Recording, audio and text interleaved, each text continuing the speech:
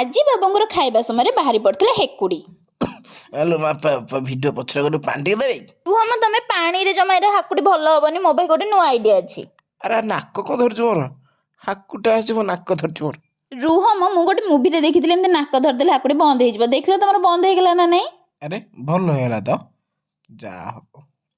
କିନ୍ତୁ ସେଟା କୋଉ ମୁଭି ଥିଲା ମୋର ମନେ ନାହିଁ। ଯଦି ଆପଣମାନଙ୍କର ମନେ ଅଛି ତାହେଲେ କମେଣ୍ଟରେ ନିଶ୍ଚୟ ଜଣାନ୍ତୁ।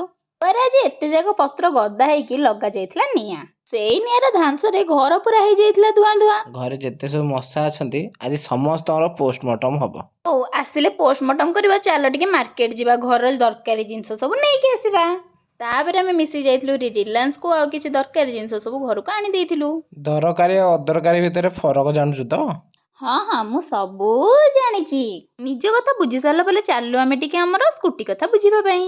ତାପରେ ପୁଣି ଟିକେ ଗୁପଚୁପ୍ ଖାଇକି ଘରକୁ ଫେରି ଆସିଥିଲୁ। ଜୟ ଜଗନ୍ନାଥ।